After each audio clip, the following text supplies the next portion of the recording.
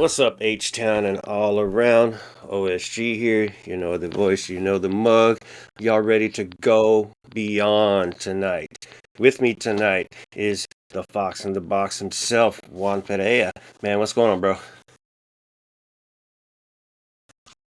Hey man, everything's good. Excited to talk Dash after such a big win on Saturday. Yeah, Yeah, thanks bro. for Yeah, having me we got to on. do this more, more often. So, uh, 100%. what a game to talk about too this week. We got the Dash dub, so exciting times on the Dash side of the pitch right now.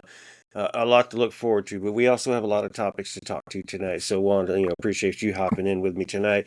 The dynamic Foxtrot is not with us tonight, but you can look forward to him soon, possibly next week as well. But we'll continue, man. Hey, but so before the game roster update was Deanna Ordoñez is taken off the SEI and made available, and Heather Hinz is put on I think it was 45 to 60-day injury list. So it sucks that Heather Hinz is still hurt or keeps getting hurt or whatever, but that just means Abby Smith is guaranteed to be the backup keeper. We'll see Abby in the future, so we'll talk about that in the future when we know Jane's going to be missing. We don't expect her to miss, so that's good. But Deanna Ordonez is back and available. A lot of fans have been looking forward to her being available and getting back on the pitch for the team. It's nice to see what she can do with the not the targets, but being a target with all the weapons that have kind of being built around with this team right now. So it's exciting to see her back. So rookie year, she had a great year with the Dash. The 2 years, she's kind of struggled. Last year was injury, but she still accounted for some goals. So Ordonez, this new team, different system. You think that she can come back into it and fit in, and it works. It works for her and her style. And can it be long term, or is she going to continue to struggle? Well, I think for me it's very complicated because we saw Bright, Ryan, Olivieri, and Patterson kind of make up that offensive group last game.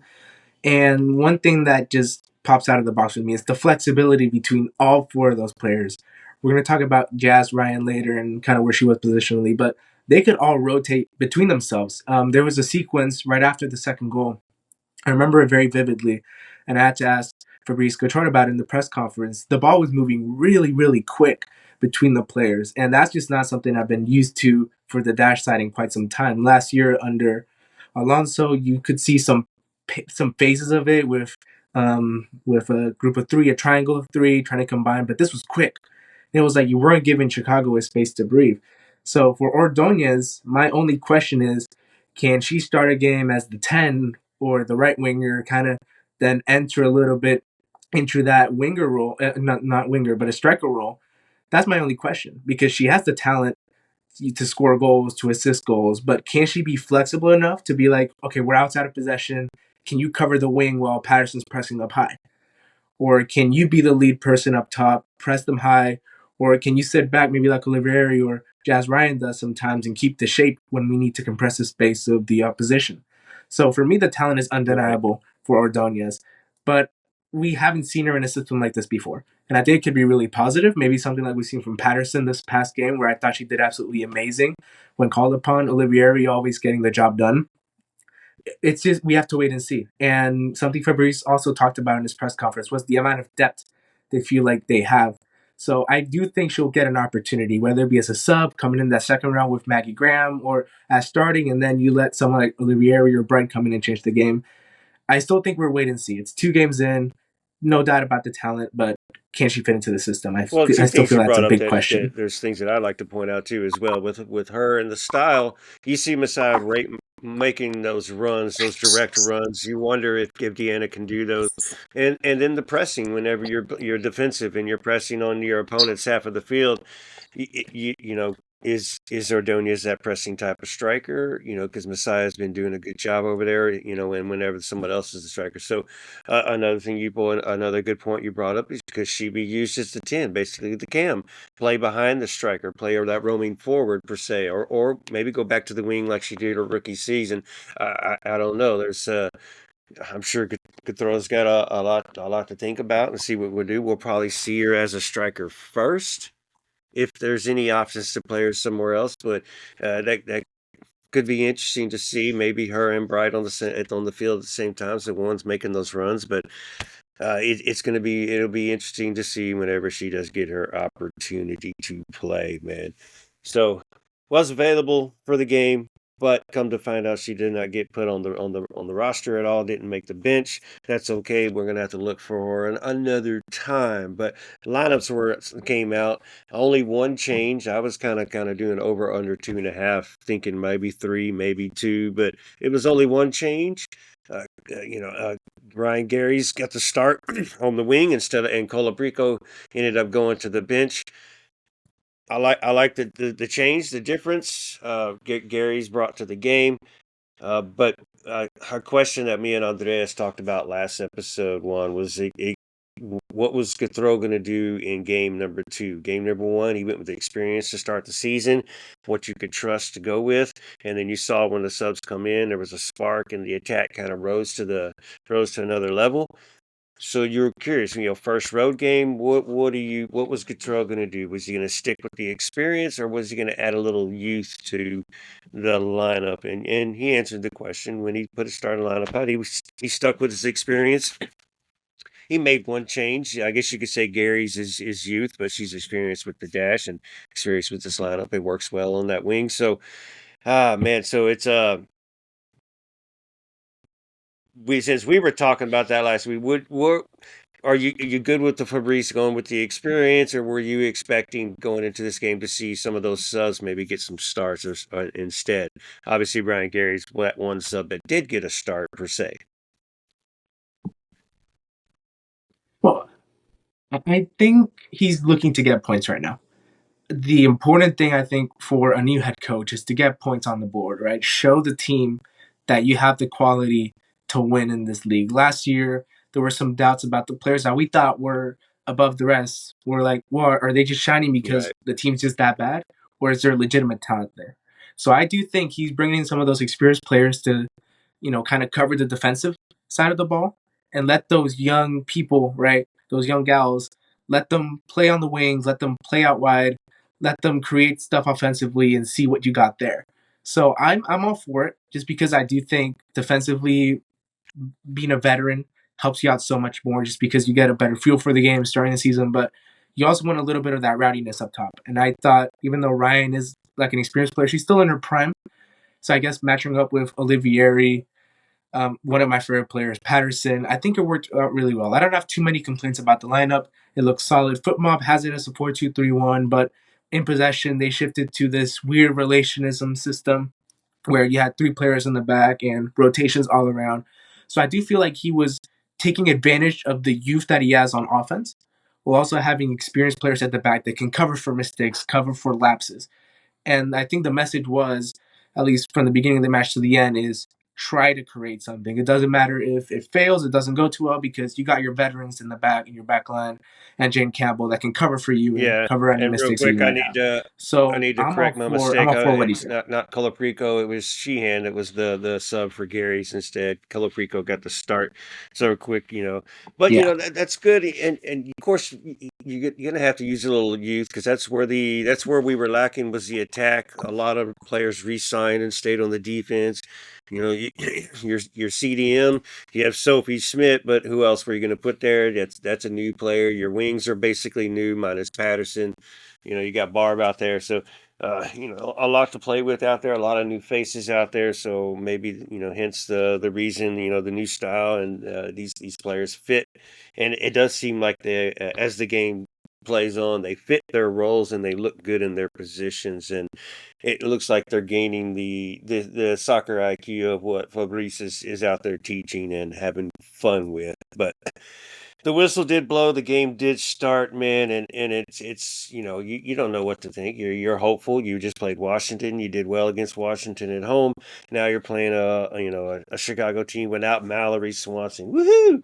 Thank you, Swanson. I'm glad you were missing for this game. Hope you're okay and you'll be back soon. But man, Paige Nielsen. to me, I was just noticing some of the mistakes, to the decisions she was making, and turning into poor mistakes, the bad passes, making a decision to like turn to somewhere and just like her foot and her brain wasn't clicking for some reason, and things were just missing. And it, oh man, she was having a bad game to start off, and then that one long ball comes through, and she just misjudges the bounce, or the bounce is just odd. Of course, it's raining too, so it's hard to do that and trust. So she thought she was making the right play. It's unfortunate how the play happened. The other player used her speed, got past her, and was 1v1 on the goal against Jane. Jane was guessing the other way player. So player wins. They score their goal a little bit early, 18 minutes or 16 minutes or whatever. But man, that was just focusing on Paige. She was just not having a good game to start it off. And we know it's not talent. It's just maybe just something mentally. I don't know if it was just something. It was just something I just noticed. It was something different, man. So, but Paige is a fighter, and I'm sure you know that one. Right? She beginning of the game. Did it stand out to you, or did you see her kind of clicking a little wrongly there? I do think the weather played something into it. I And the legitimately think wind. so. That type of, I think on a sunny day in Houston or at night, I think she has a much better read for it. But she has got to do better there as a defender, at least shielding the ball and feeling. Hmm. And I felt like she was confident. At least in those first couple of minutes, I didn't feel the confidence that we need from someone on the defensive side to truly hold it down. Like I was telling you earlier, to like then let the young gals up front, cook up, because all of a sudden you're 1-0 down and then you need a goal. But you also need to be defensively strong to make sure it doesn't happen again. So I did notice that. I do think she got better as the game went on. But I also think, aside from the weather, I feel like this is a mistake that happens kind of commonly in the beginning of an NWSL season or MLS season, where just players are still getting back in the flow of things. You played a couple preseason matches, but at the end of the day, when the real pressure kicks in, things like this happen, especially at the back. That's when you notice most mistakes. So, do I think it will happen again? Something exactly like that? Probably not. She has experience. She plays at a good level. She made up for it right after. I can't even lie. Like that's what I would want from a dash defender. Like you messed up. It's all good. Score a goal. You know. So I feel like she shows her character there by not letting that play define her match, which is why I really don't think something like this will happen again in the near future. Because early in the season and the Yeah, weather really and weather wasn't may great. have played a part of it. I think she just was mentally just not focused as well at that moment. You mentioned she did Yeah, score in the 20th minute off a corner kick. The ball was cornered, and I guess somehow Messiah Bright got the assist out of it. But Paige was right there and finished, and you just saw how happy she was to score that goal. And I think that did ease her up a little bit. And as you said, she did play better the rest of the game. It still had her a couple here and there, but played a lot better the rest of the game, and was making her crisp passes on target, and looked a lot better. But yeah, I was so excited that she was able to get that goal right back. Well, we were able to get that goal right back, and then of course it was her that ended up scoring that goal. Man, I mean, you saw her yeah. emotions, but how excited were you when after you're like, oh, we're going through the turmoil, and then all of a sudden we score another goal just like that, and it's Paige Nilsson that scored. I think the fact that it was a corner kick, I think made it more special because in these tough conditions, I felt when that goal came in, when Chicago scored, I was like, oh, we're going to do this again. Like, we start off relatively well and they score, and then we might keep a little bit of possession, but boom, we're knocked out mentally. But once you score off a corner to tie a match, it's like you feel like you don't really deserve it in a way, but in a way you Yep. take it and you're like, we're right back in this. It's almost a symbol of a fresh restart. It's like we made a mistake in the back, we took advantage of a set piece. Let's call it evens and let's keep moving and let's play the way we wanted. So I feel like the fact that it came off a corner, I guess, filled me with a lot of confidence because it felt like we're back on level Right. terms. We had a little mistake. It's all cleared up now. Water under the bridge. She made up for it. Like as a player, imagine making that mistake to give up a goal and then just kind of like that's a morale booster right there. And I'm sure that's a set piece routine that they worked on for a little while. I think they mentioned it in the post game. Like that's one that they've been working on that hasn't really worked out before, and they were able to execute it today, and it led to a goal. Like those little wins matter. for Fabrice Gautreau, those small victories really do matter. So I was pretty excited because I knew at that point we're gonna go right back to playing our brand of football, Right. and at that And point it's anybody's game. obviously, the team was looking good and playing well, and it looked like they were the better team against Chicago. Chicago was still able to go down there and get a couple shots off, and Jane had to make a couple of saves, nothing too out of the ordinary after that goal. But the Dash did look good. They were playing possession well. As a matter of fact, man, I don't know how much I like it or they play they're trying to play so much possession. It reminds me of the Dynamo, but they're playing it so much. I believe there was one time I think they passed it back and forth between the three backs three times. So it started with the right back and made it to the left, and then went back to the right, and they came back to the left before they went forward again. I'm like, oh, geez. And they did that a lot where they were just playing around the back. So it was slow possession build up, but they were able to find their avenues and work their way and get some opportunities. And besides it being slow, I was excited with the build up process in the game. What did you think about the build up process in that first half? It's really funny because what you're kind of mentioning here is what I was talking to Fabrice after the game. It felt like when the subs came in later, the pace sped up, but like during the first half, I felt like they were kind of playing with the conditions. And obviously, when Fabrice Couture is a coach that likes to take advantage of the space left in behind opponents. That from the little we've seen from him, from the little he mentioned before he started coaching his first game, that's one of the only things we knew.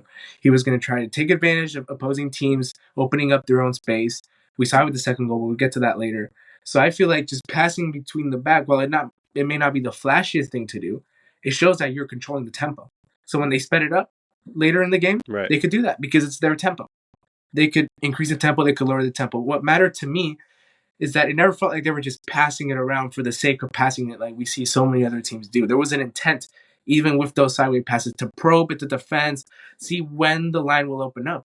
Because eventually you do that enough times, all of a sudden a player from the opposing team is going to start pressing like Right. crazy, and boom, there's space open in the midfield. There's space open out wide. And then you pick up the pace. Take advantage of that space, penetrate in, and we saw the second goal, they scored a goal. So I thought the build-up process was about as good as I could expect considering the rain and maybe the ball's not moving as fast without the rain. So all in all, pretty good, not perfect. I can give a little bit out to the conditions, but I thought as the game progressed, it kept getting better and better as it seemed we fit into Right, so the game model a 1-1 little more. at halftime, and I'm okay with the performance. I'm okay with the soccer IQ of it, with the effort. So I'm curious as to what Fabrice said to the team at halftime, and I go back to look. Last week it was a lot of focus was they just needed to focus and believe themselves and just go perform, and they weren't doing that.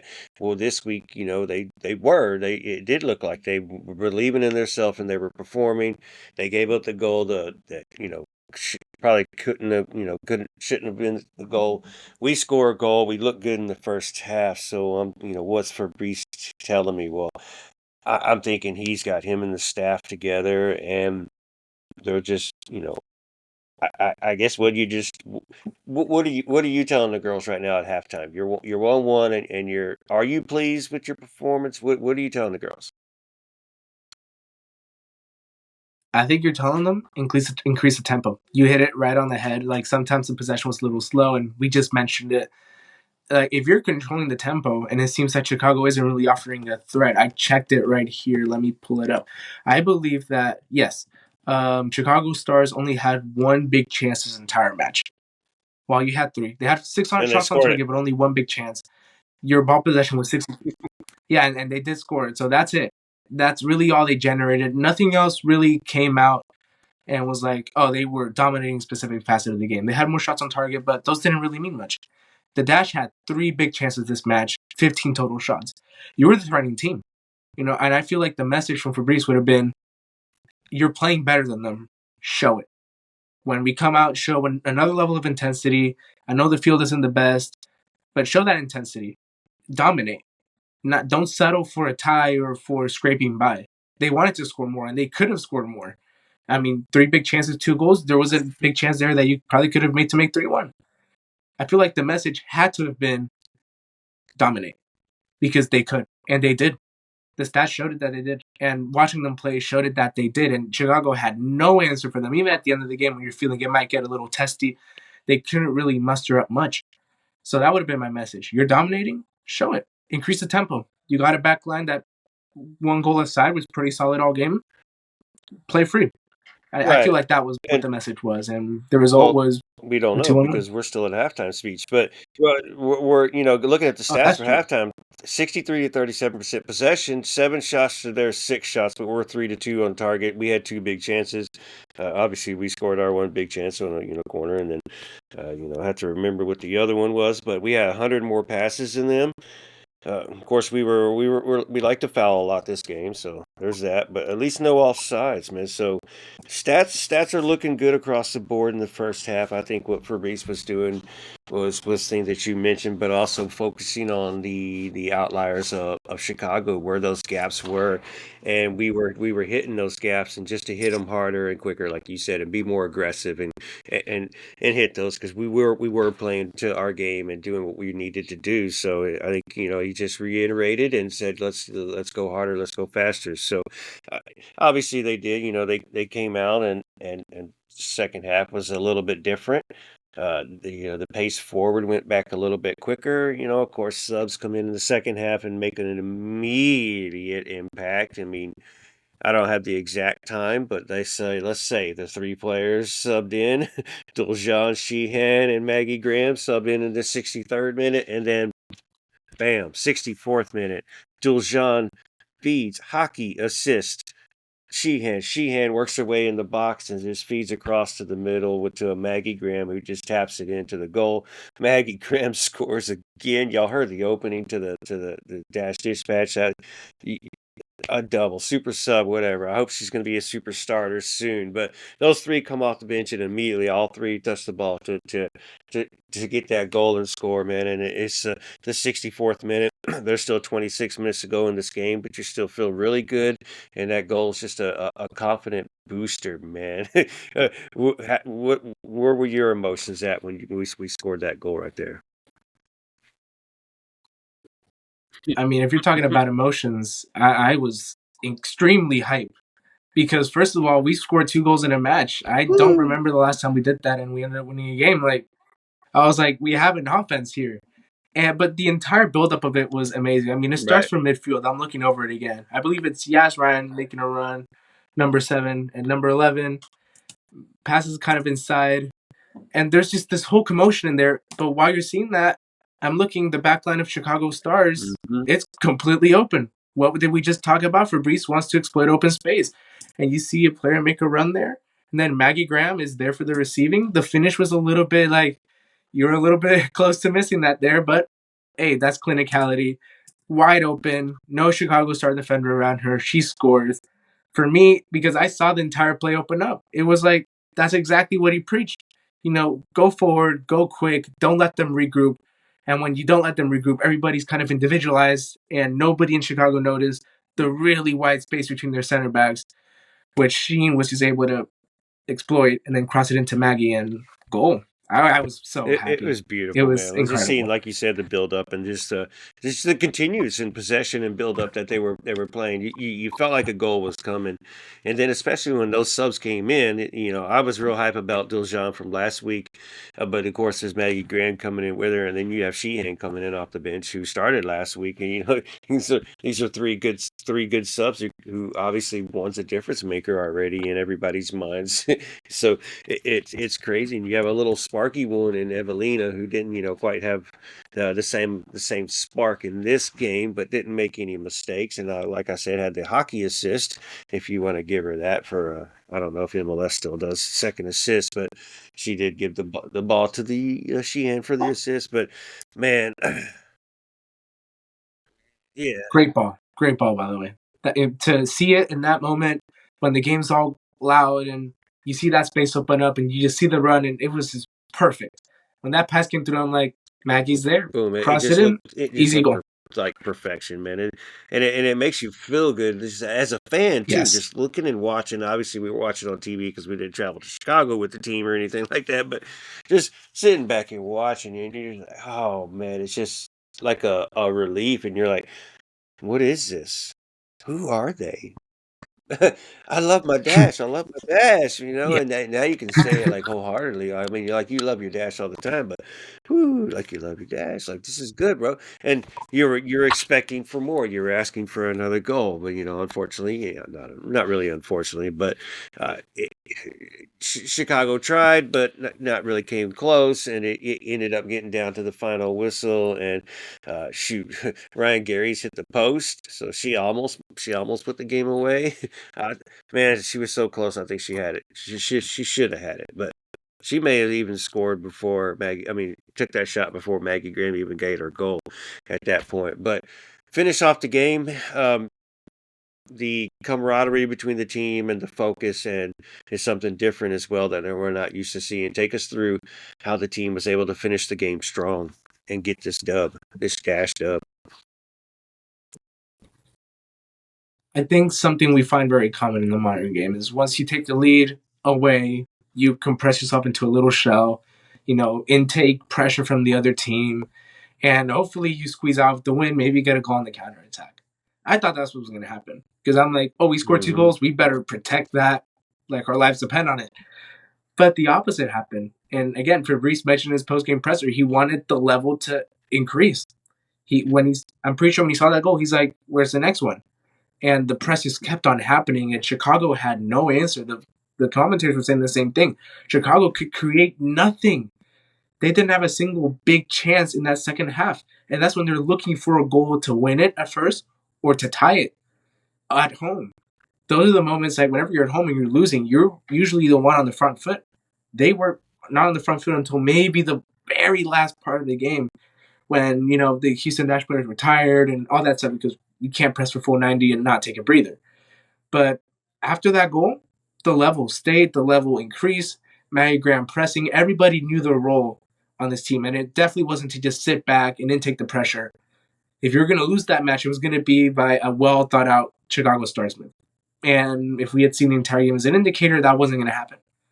So I'm glad that Fabrice wasn't like everybody compress, come back, man mark, make sure you don't concede another. He let the game plan flow. He's confident enough in his game plan that he thought Chicago would have no answer anyway. Well, See if he that's a can get great another goal. segue. So I'm gonna skip ahead a couple, and then we'll rotate back. But Yasmin Ryan, Messiah Bright was taken out, and Yasmin Ryan was pushed up to the 9 in the striker role, and so that right there tells you, maybe if we're gonna have to defend a little bit more towards the end of this game. But look who you have up there as striker with still having that blazing speed, and you saw that there was a couple times that she was utilizing that speed and stretching that field and making two defenders watch her two at the same time. And so that's another counter tactic and another aspect I like to see out of the team and what Fabrice did to that. But let me ask you, Yaz as the 9, very versatile player. Obviously, we've seen her play 4 friggin' positions already. She's played the cam, she's played the left, she played the right, she's played the friggin' striker. But it's insane. But is that something that maybe towards the end of games or maybe something you could start with Yasmin Ryan as the 9? You still obviously have options to use her in other positions, but is it something that maybe it's a trick you can pull out of the book if you need to get a goal late in the game or like when you're parking the bus, hey, Ordoñez girl, I was like, all right, you come on out. We're gonna put Yaz at the top. What do you think Fabrice can do with Yaz in the aspect of playing her at the 9? I remember when we were watching She Believes Cup in Houston, and her assist in that match, absolutely amazing. And I just thought, you know what? That's just where you got to put her. Like Fabrice, don't change anything. Put her there. She's gonna do great. But then we see this match, and it's funny you mentioned that she technically played the 9 because me personally, I couldn't figure out where she was playing. She was Right. all over the front line, you know. And at least for me, that not only shows versatility, but it shows a willingness to do what is asked of you. I feel like that's actually more important. It's not the fact that she can play striker. Multiple players can play multiple positions in the system. That's just how it has to be. But it's the willingness to press, to create something, to buy into that system. The way she has done so far, I thought she was going to kind of walk in and be like, I'm the starting winger. I'm going to be the catalyst on that right side. Nope. She's coming in middle to combine with her teammates. She's trusting her teammates to help her create. I mean, that second goal, she was very much in it, but she wasn't trying to go one-on-one with players. She was combining her team, trusting the team to do something with her. And sometimes she played on both wings, honestly, in this game. It really depended where the team was. If you wanted to create a triangle, she was usually the first person I saw coming from half the field to combine with her teammates. That's amazing. That's the relationism that Fabrice wanted. And I do think she can do that from the 9 spot because it's as simple as dropping into space, right? Leaving some space for the cam. And you can go to either wing and say, hey, third man right here, third man right here. And all of a sudden you got a triangle and you can control the tempo. So I don't think it's something that we will see too often. I don't think Fabrice will ever call it like, oh, she's playing the 9. I just think she'll naturally be in those spaces, starting out from the wing, right? Maybe coming inside and like I said, rotating with a Barbara Olivieri or Bright or Ordoñez, right? Saying you can drop into space here, we can throw off the back line. I'll take up this spot for now. So I think it's something we could see either every game just naturally happen with rotations, or one game she just stays on the wing and then the team's confused. Because on the scouting Yeah, report but it says she drifts inside.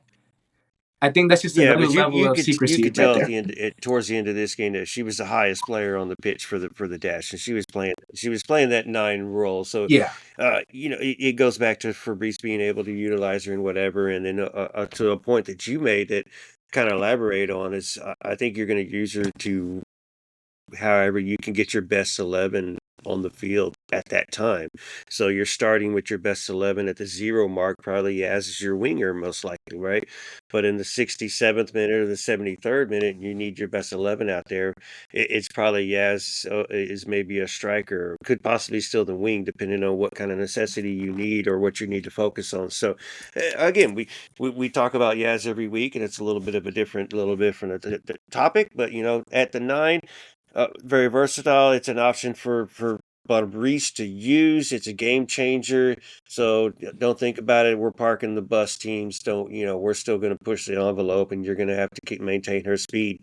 It's a Chawinga, it's a Banda type playmaker that has that speed out there. Just give her the wing and give her the space, actually, and just let her see what she can do with it, man. But also in this game, you had Ryan Gary start on the left wing, and Sheehan going to the bench. But I think you started Ryan Gary's on the wing to utilize her speed, her pace, and to stretch the field. You mentioned how Ryan was kind of playing everywhere. I think Ryan kind of started as a cam, but you could see at times how she floated off to the left side, and Ryan is her role is to stay out there on the wing and being the winger and work her way in. Ryan is a freelancer and gets to play her role anywhere she wants. So that's why you kind of see her out there at times. But Ryan Gary's, man, came in and this game was very impactful, had a very good game. That's 2 games in a row that I believe that she's had 2 good games. She's been able to utilize her pace and her speed. This game was a little bit slower, trying to go direct with her game, but she did finally find it later on in the game. But man, she was somebody who in the past was before her pregnancy was how are we going to utilize her? She's just a girl with speed. Does she have any skill? In these 2 games since she's been back, of course she was back a few games towards the end of last season, but she looks different. She looks evolved. She looks grown and playing her game a little bit different. What is her impact and how beneficial will it be to this team?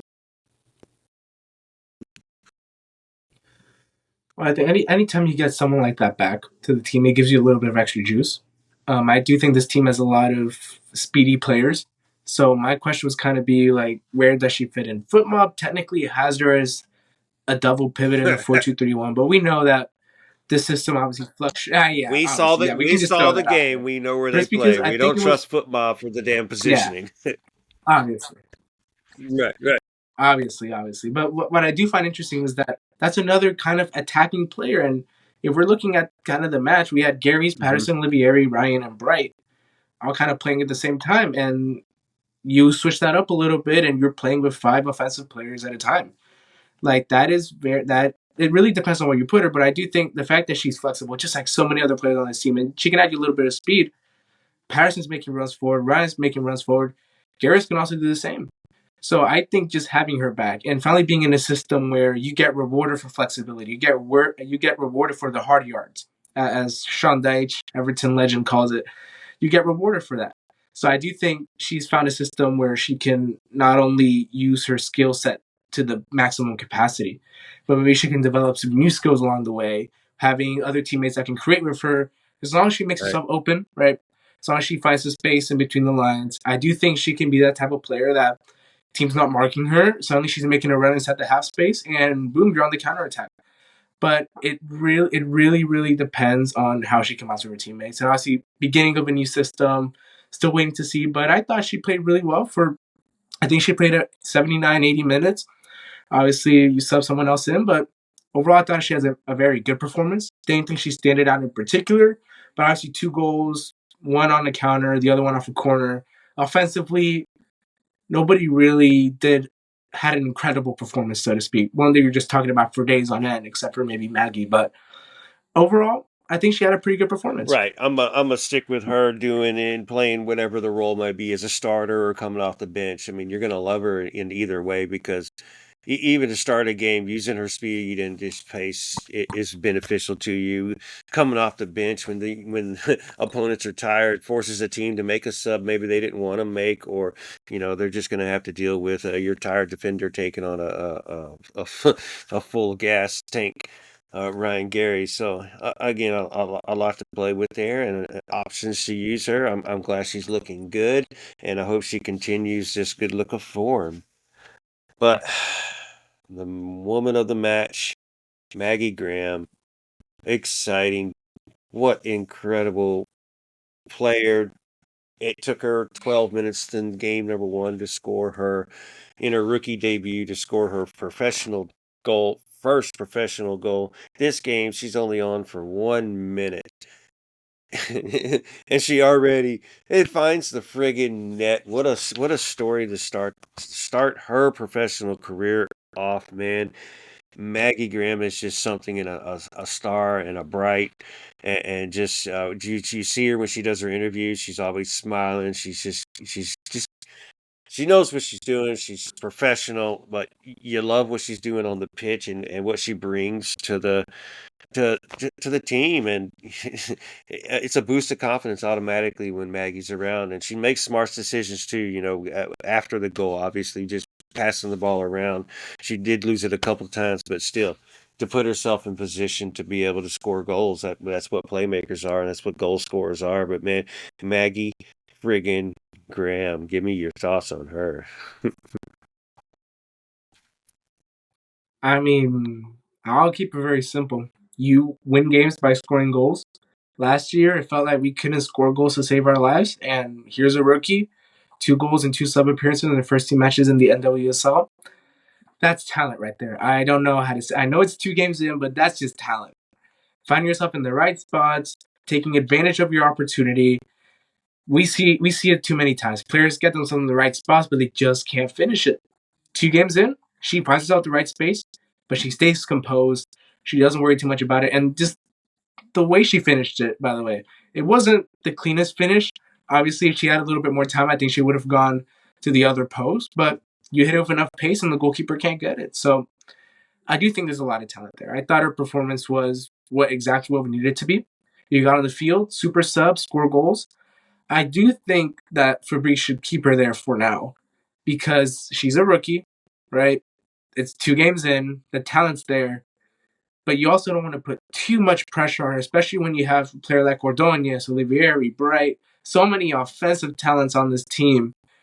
You don't want her to kind of feel pressured to reach those echelons so early when we've played 2 games in. I do think she should get more minutes now that we've kind of seen the instant impact she can have. But her performance was pretty good. If she can keep these types of performances up, she's scoring every Hey, every. I mean, I wish every day, or every more game, every two more games, minutes man. is I'd starting, love and that. But like I said, you can tell just from talking to her.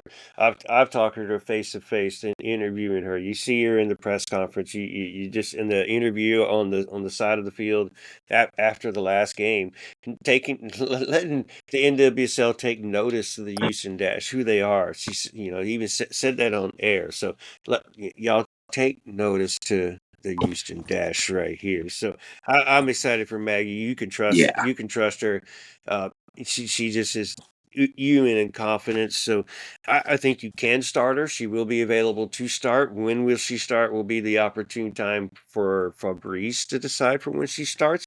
It depends on who you're going. You got Gotham coming Yes. in on Friday, so do you use her there? You're not sure, but there's a place for her, obviously, on this team, and you're gonna see her play every game, man. Yes. It's Maggie friggin' Graham, and it is so fun because even on Saturday, I was kind of bored, so I did a Maggie marathon and posted a bunch of videos of Maggie, the interviews I had with her in the mixed zone, and with Cesar Procel, and her press conferences, and just her Aurora. So fun, exciting times to have her on this team. Look forward to seeing what she can do. Yes. Now to kind of change it up a little bit. This is just something for me.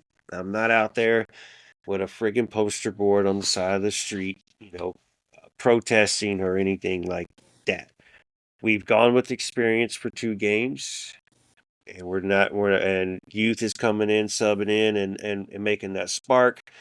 So maybe it's time to mix it up. But there is one player I see that is, just kind of struggling. So I think maybe there's a role that I think that this person could use to come off the bench and just be that defensive juggernaut, hold the game down, hold it down at the end of games, kind of type brute force.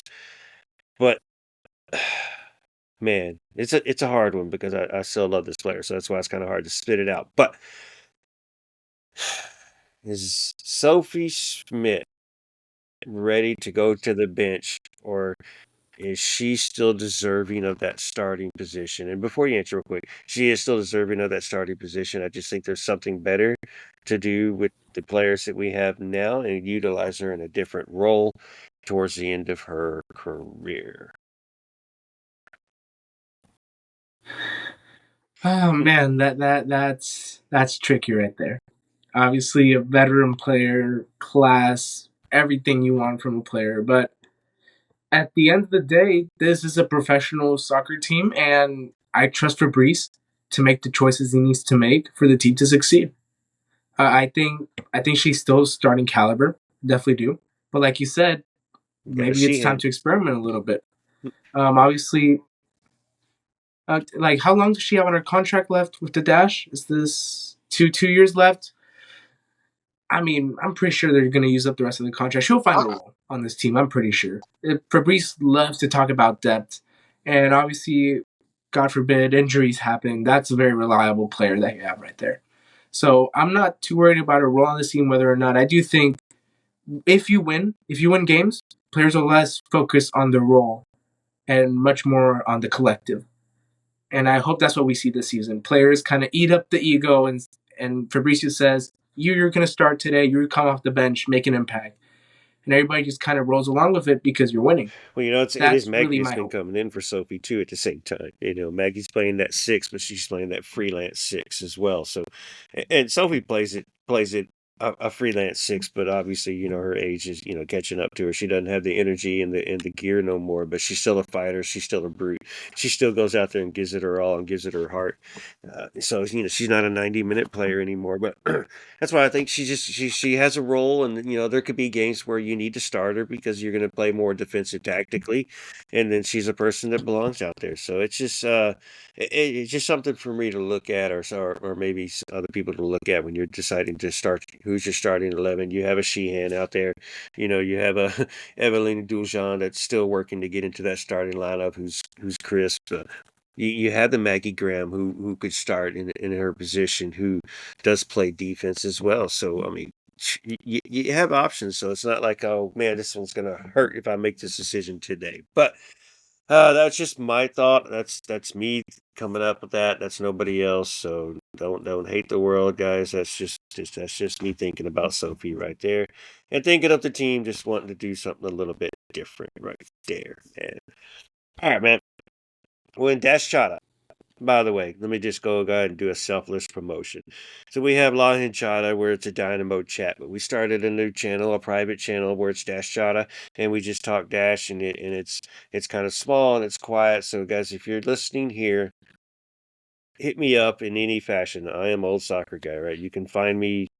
Uh, hit me up. I'll get you into the Discord. You'll go into the channel and let me know that you want in and just come talk Dash with us. And it's good conversation. But with that being said, one of the people from Dash Shot, D is the name he goes by, asked a question.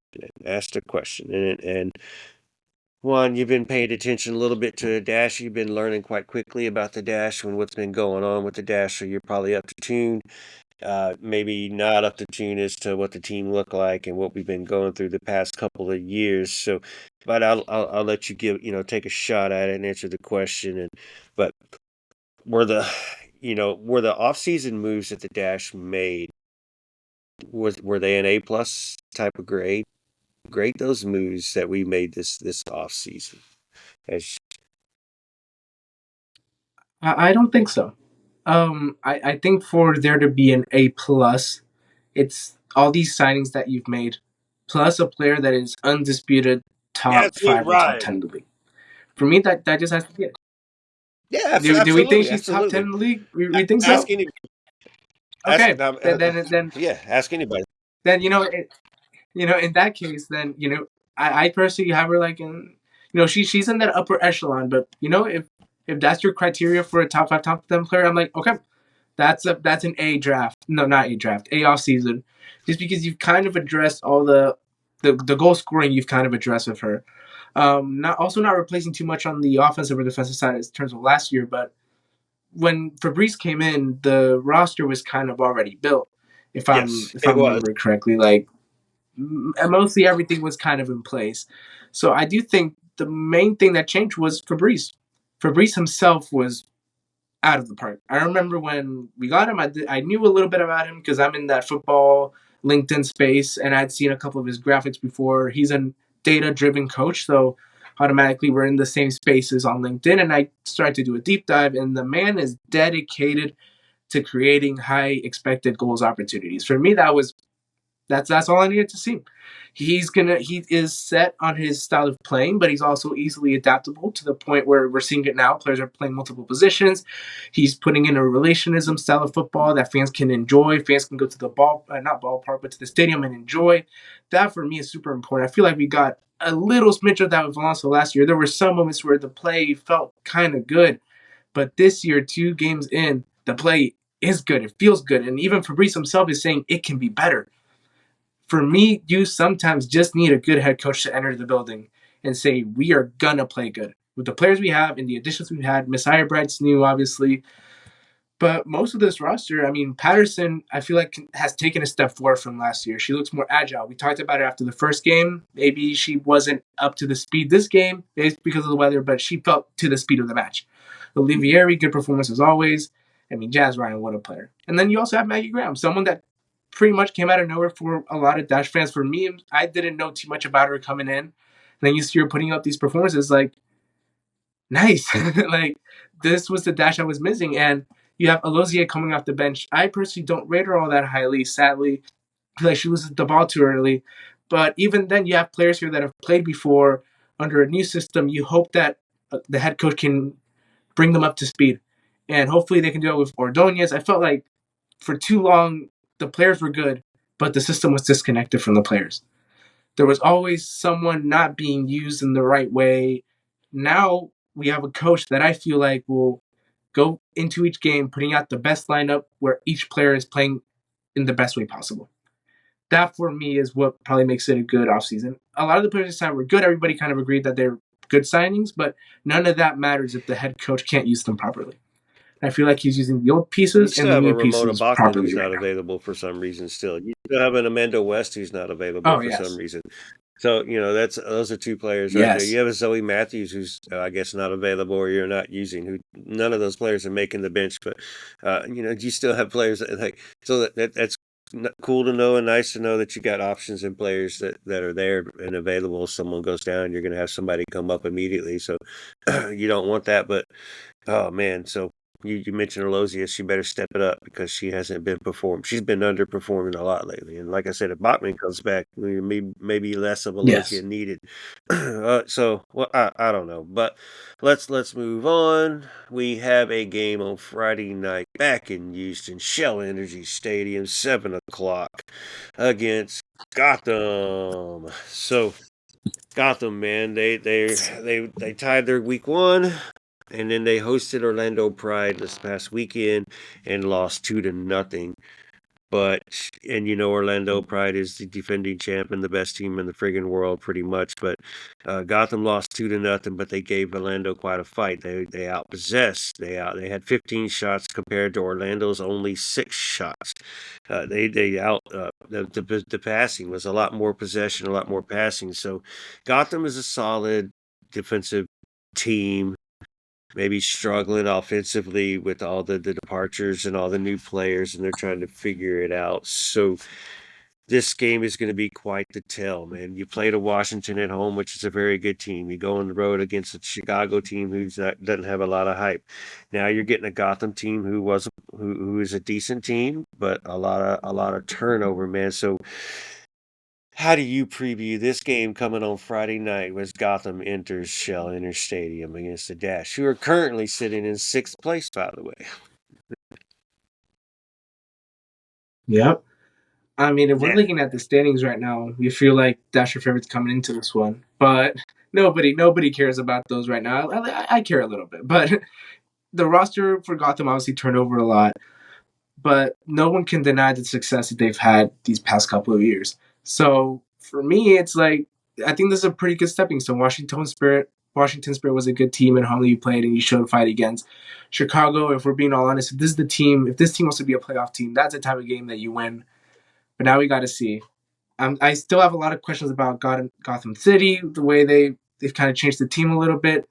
But whether you like it or not, they've been one of the top competitors in NWSL these past couple of years. They are part of the standard, up there with KC Current, all those other teams up there. They're even if they haven't had the best start for a couple of years now, they've set the standard a little bit since after 2020. So I feel like this will be a good step to see. These past 2 games, maybe not a whole lot of hype. Maggie Graham's trying to hype up the media. You win against Gotham City, which are in a major market. All of a sudden, you're 2-1. You're in a good playoff position, and then people start talking about you. I feel like that's the significance of this match. You showed you could win against an NWSL side this week. Now can you beat one that has set the standard for a couple years Yep. now while you've been in the shadows? For me, that's the key. And if the team takes that message and plays the way they did this past match with more tempo, if the weather clears up, I think they have a fighting chance because, like you said, Gotham City have made some rotations with the team, and players have been like, oh, there was a whole thing in the offseason about why they've let go of so many players.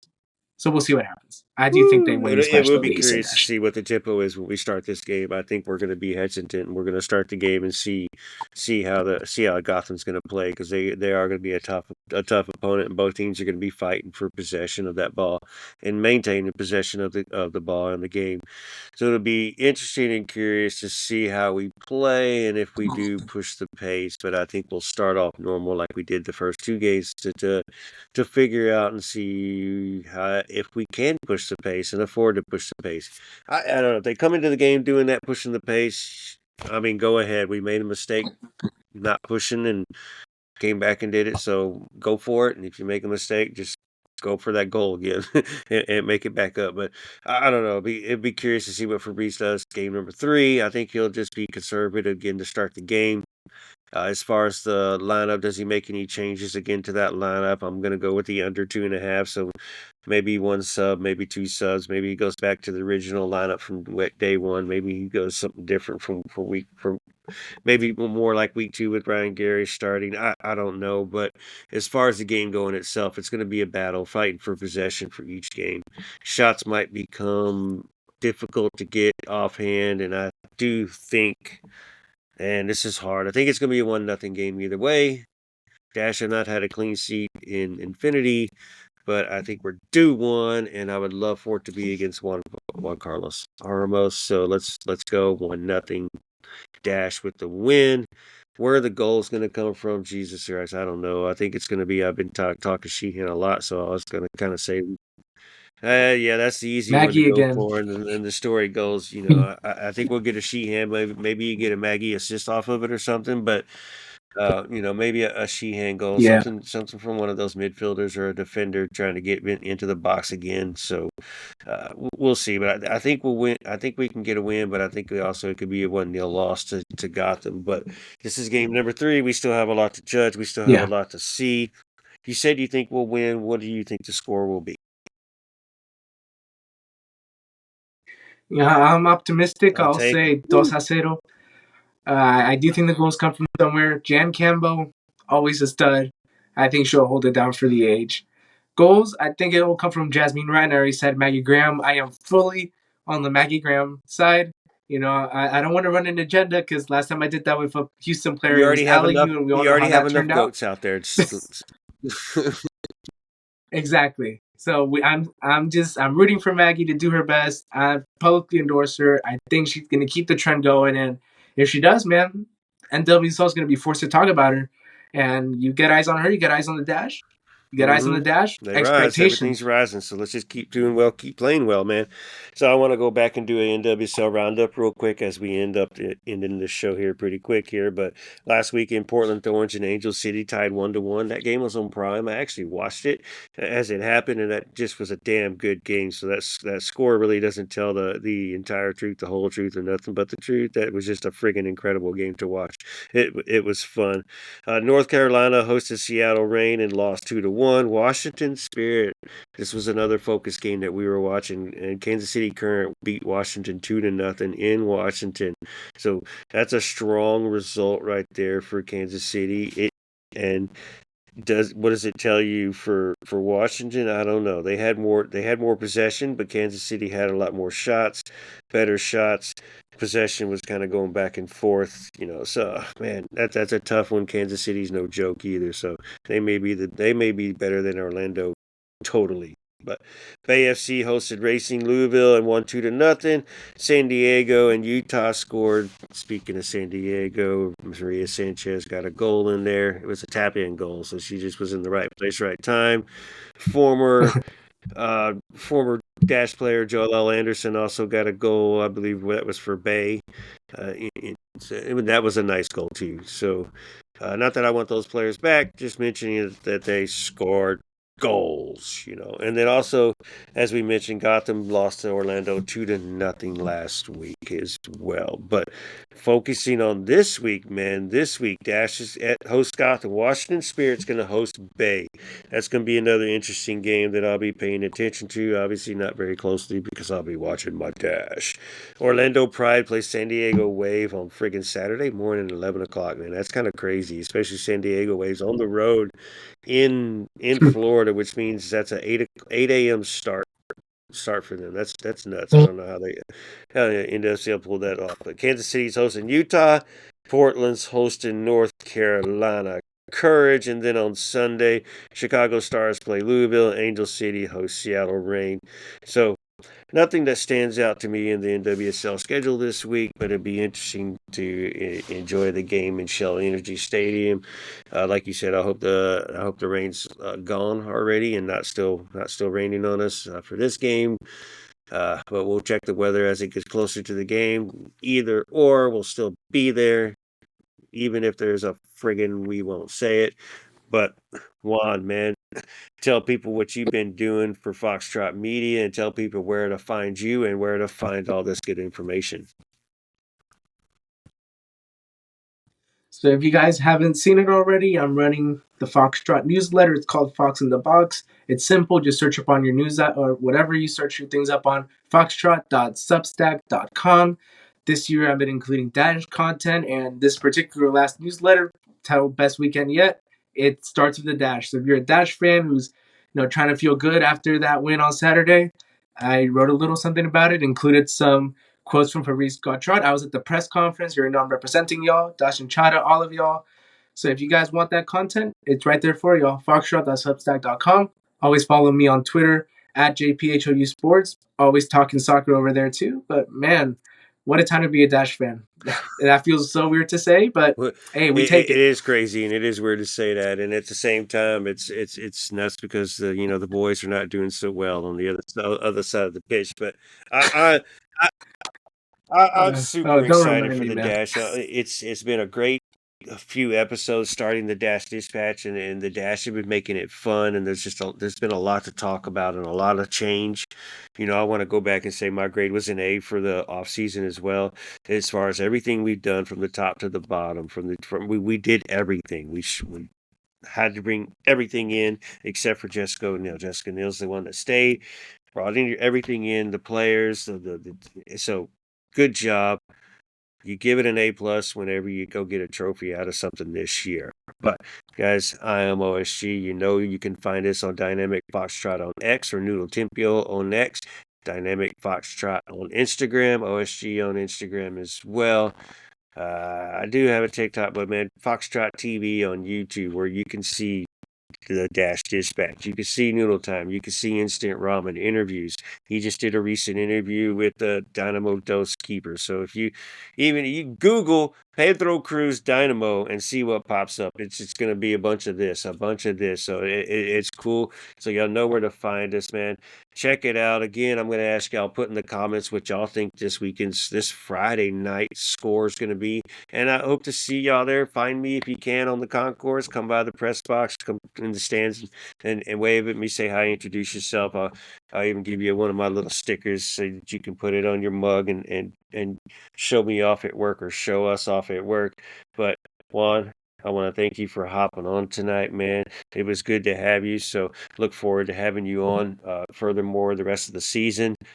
Speaking of having people on the rest of the season, going to have Manny from Orange and Blueprints will be coming on quite often during the season. So we'll be sharing our knowledge back and forth. We both started new podcasts this year focused only on the Dash. And we're going to do a collab that's really cool. We're going to help each other out, support each other out, and we're going to get it on each other's show. I was on their show last week. I started off with Dustin from BioCity the beginning of the year. And if all things work out, most likely Manny will be on next week to talk to me after the Gotham game, and hopefully another Dash dub.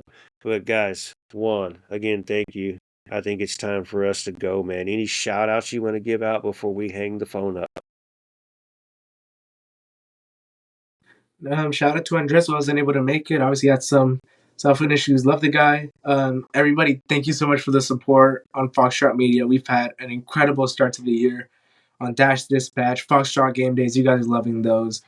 Everything, man, including the newsletters. I've gotten a ton of feedback from people just privately saying how much they like it. We really appreciate the support. Really, coming into this year, there was a lot of doubts, but now we're more excited than ever to keep the show on the road. And just thank you, everybody. Appreciate it, people. This is great for us. An hour of our time. This is the Dash Dispatch. Let's go beyond. H is up. And there's a final whistle. The Dash walk away with a 1-goal victory.